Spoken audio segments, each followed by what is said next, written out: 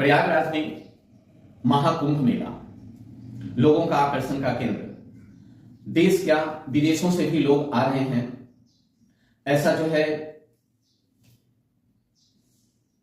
मंत्रियों का, सांसदों का और वहां के प्रशासनिक व्यवस्था का दावा है। दावा यह किया गया सरकार के द्वारा कि 40 करोड़ लोग इस मेला में डुबकी लगाएंगे। महाकुंभ मेला है तो डुबकी जो है मतलब भीड़ तो काफी जो है लगेगी ही, और 40 करोड़ है तो प्रशासनिक व्यवस्था भी चुस्त दुरुस्त होगी। लेकिन एक घटना जो प्रशासनिक व्यवस्था की पोल को खोल दिया। प्रशासनिक व्यवस्था अगर चुस्त दुरुस्त होती तो शायद ये घटनाएं नहीं होती, ऐसा महामंडलेश्वर स्वामी प्रेमानंद पुरी जी महाराज ने कहा। वे इस घटना से व्यथित होकर कहें कि इस दुखद घटना में किसी का बेटा, किसी का बाप गुजर गया, और ऐसी बोलते इस तरह की दुखद बातों को बोलते बोलते वह रो भी पड़े। बड़े दुख का समाचार है, बहुत ही अत्यंत क्षोभ हुआ है आज कि आज कुंभ को प्रशासनिक व्यवस्थाओं के द्वारा कलंकित होना पड़ा है। पिछले स्नान के बाद भी हम सब अखाड़े वालों ने पूरे प्रशासन को सचेत किया था, और प्रशासन जब ये आंकड़ा देख रहा है कि 50 करोड़ आने वाले हैं, 40 करोड़ आने वाले हैं, जब प्रशासन का ये अनुमान था तो उसको सेना के हवाले कुंभ को क्यों नहीं किया गया, यहां प्रश्न विचारणीय है। मैं उत्तर प्रदेश के चीफ सेक्रेटरी और उत्तर प्रदेश के जो डीजीपी लाइन ऑर्डर हैं, जो डीजीपी हैं, मैं इन लोगों को व्यक्तिगत हमेशा कहता रहा कि आप सेना को बुलवाइए और सेना को ये कुंभ हवाले कीजिए, क्योंकि इतनी जनता आने के बाद ये पुलिस प्रशासन के बस का काम नहीं है। और उसका परिणाम है कि आज हमारे ऐसे ऐसे श्रद्धालु, किसी के बाप का बेटा चला गया है,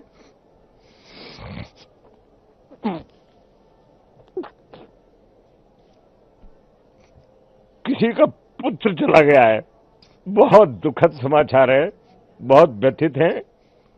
उन्होंने कहा कि मैं मेला शुरू होने के पहले जो है कहा कि अगर 50 करोड़ 40 करोड़ लोग आएंगे तो प्रशासनिक व्यवस्था चुस्त दुरुस्त होना चाहिए, और अगर ये व्यवस्थाएं सेना के हाथ में हो तो और अच्छी बात होगी। लेकिन ऐसा हुआ नहीं। बाद में प्रशासनिक व्यवस्था जो है, वहां के जो प्रशासनिक व्यवस्था है उन्हीं के हाथों में रहा, और उन्होंने कहा, प्रेमानंद पुरी जी महाराज जी ने कहा कि ये प्रशासनिक व्यवस्था अगर अलर्ट होती तो शायद ये व्यवस्था नहीं, तब ये घटनाएं जो है नहीं होती। लेकिन वहां की प्रशासनिक व्यवस्था वीआईपी लोगों के आगमन में जुटे रहे और उनकी जी हुजूरी में जो है लगे रहे, ऐसा प्रेमानंद पुरी जी महाराज कहें। प्रशासन पूरी तरह फेल हो गया है, निकम्मा प्रशासन। सिर्फ तुष्टीकरण की नीति में ये प्रशासन लगा रहा कि कोई भी वीआईपी आए सिर्फ उसकी सेवा में लगा रहा। मैंने देखा कि जो भी वीआईपी यहां आया सिर्फ प्रशासन उसकी जी हजूरी में लगा रहा।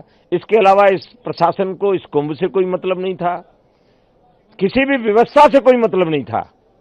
साथ ही आप जो है यह भी देखे होंगे कि किस तरह वहां मंत्री लोग, मुख्यमंत्री लोग और सांसद लोग भी जो है आकर गंगा में डुबकी लगा रहे हैं। लगाना भी चाहिए, सभी जो है लगाते हैं, और सभी की इच्छाएं होती है कि कुंभ मेला, और यह प्रचार भी किया गया है कि 144 साल बाद जो है ये जो है स्थिति जो है देखने को मिला है और देखने को मिलेगा। तो लोग यह भी सोचकर जो है गंगा में डुबकी लगाने के लिए जा रहे हैं। लेकिन जी हुजूरी की बात यह प्रेमानंद जी महाराज ने कहा तो देखने से ऐसा लगता है कि शायद ये जो वीआईपी लोग जो आ रहे हैं, शायद इन्हीं की व्यवस्थाओं में ये जो लोग जो है लगे रहे हैं, नहीं तो ऐसी घटनाएं नहीं होती। शायद अगर यह व्यवस्था सेना के हाथ में होती तो काफी अच्छा होता। आगे इस घटनाओं से, ऐसी घटनाएं आगे ना हो, इसके लिए प्रेमानंद पुरी जी महाराज ने प्रधानमंत्री से आग्रह किया कि अब आगे की व्यवस्था सेना के हाथ में जो है दी जाए, और उन्होंने आश्वासन दिया कि आगे सेना के हाथों में यह व्यवस्थाएं होगी और आप आगे गंगा में डुबकी लगाने के लिए आ सकते हैं, कोई समस्याएं नहीं होगी।